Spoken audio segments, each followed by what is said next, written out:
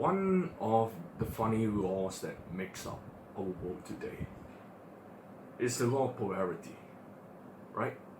Where it says that you cannot have one thing without its opposite. So you have things like yin and yang, you have light and dark, good and bad. And as for today, we have happiness and sadness.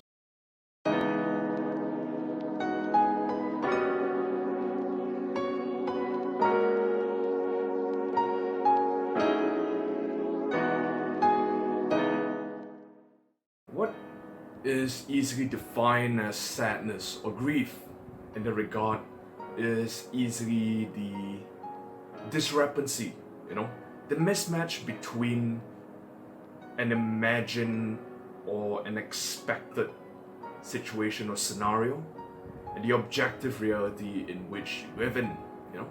The bigger the gap, the deeper your sadness goes. And the thing is that we've all experienced it at some point or another in our lives. Right, so how does this really play into our human psyche in the way that it is today?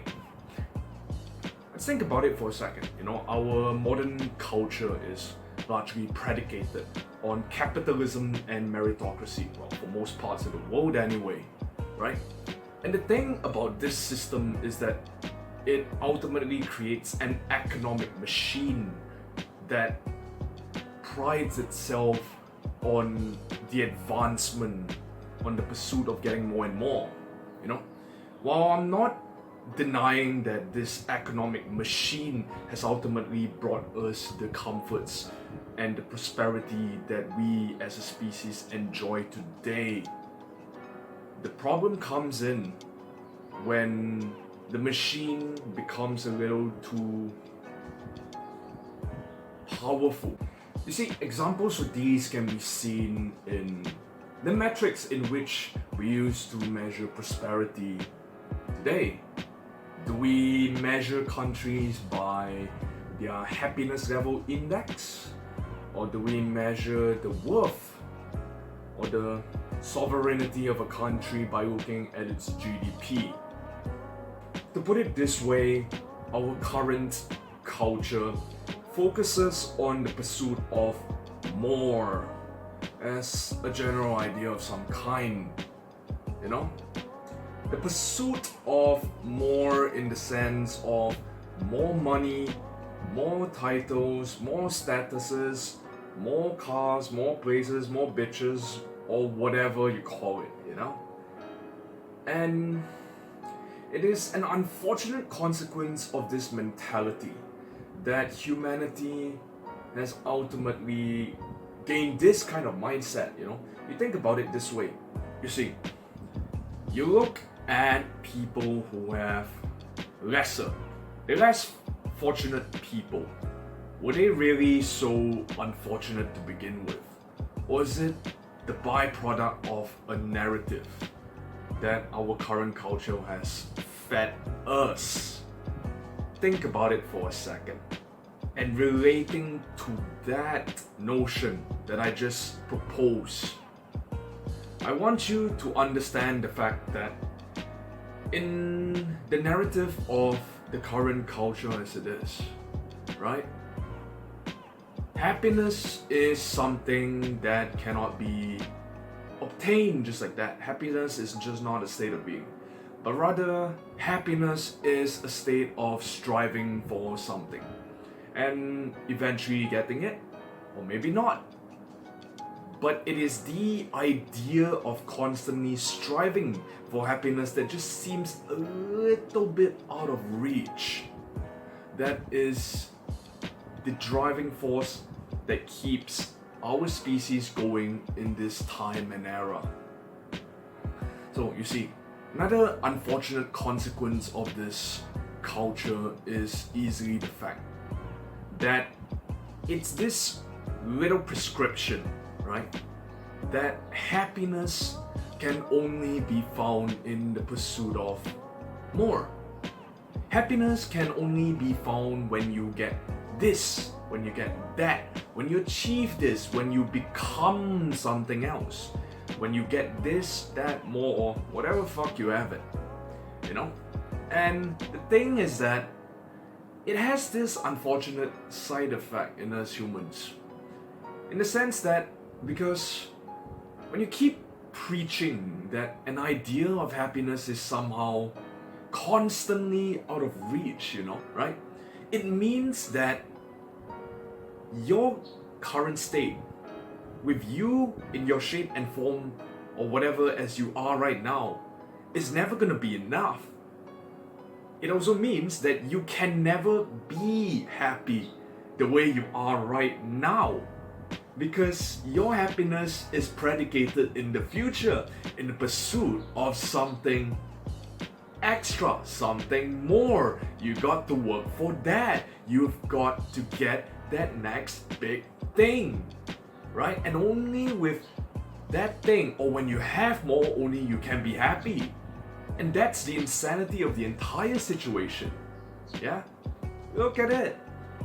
The saddest part about ignoring everybody who's living their literal dream lives right now, right? Let's just throw those guys out the window. But look at the vast majority of society today, you know? You take a look, you take their situation into perspective, and you look at it this way, right? With the vast majority of society living with a discrepancy in the expectations of what they should be and what they actually are, it ultimately leads to this sense of dissatisfaction, low-key anxiety, a subtle depression that pervades their everyday lives. So here's the crux of the argument, and is that in the idea of happiness as prescribed by our current culture, that happiness cannot be found in the here and now, but much rather dependent on some external source of some kind or a future event of some kind. Think about it for a second.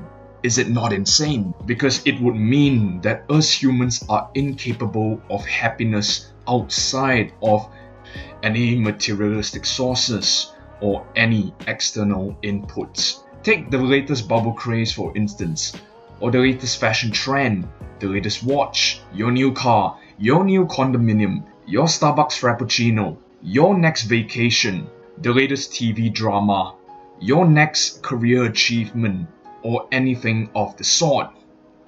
That is the premise of the culture today.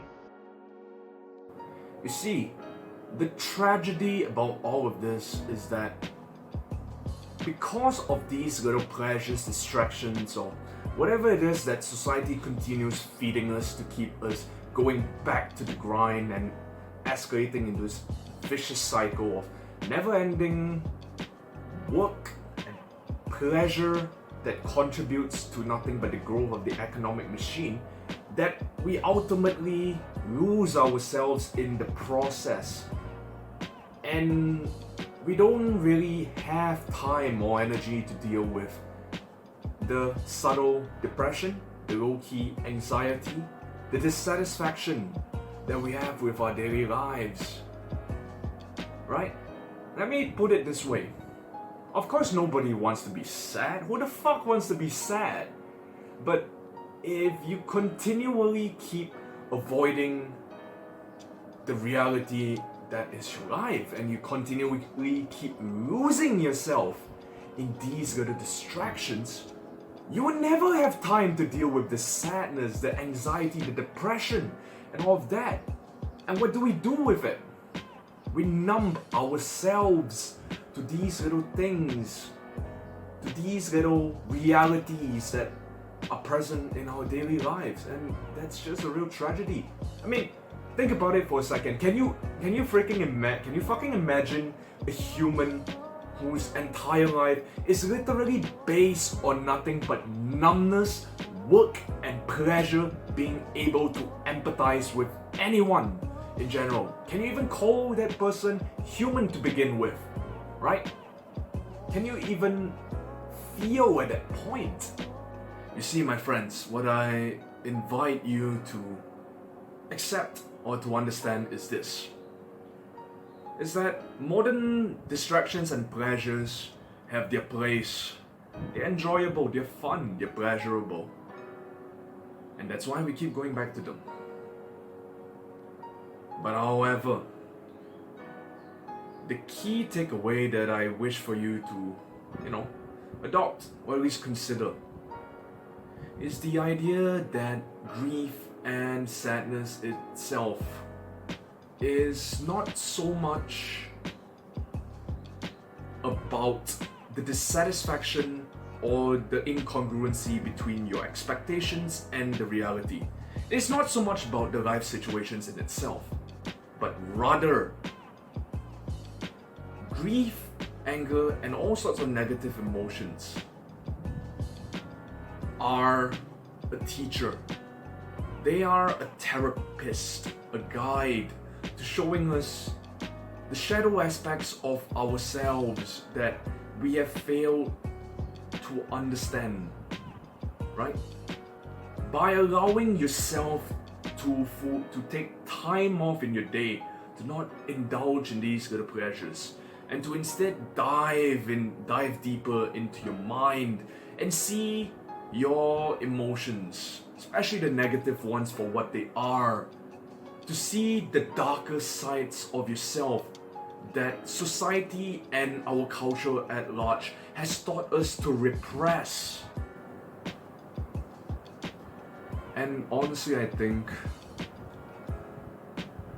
it is true sadness, anger, and grief that we ultimately cultivate an understanding for what it means to be human, to understand what other people feel, to be able to empathize with them, to finally accept the realization that deep down, we're all a little cuckoo on the inside. And the reality that is prevalent in the outside world, that's just insanity. And in a world filled with cuckoo people and an insane reality, well, isn't kindness and understanding the thing that we're gonna need a lot more in the days to come? Is it not? Thank you. And if you enjoyed the video, you know the drill. Like button, comment if you want to drop me some feedback, and of course, drop a follow or subscribe, depending on if you're on YouTube or Instagram. And as to you, you have a good day. Peace out.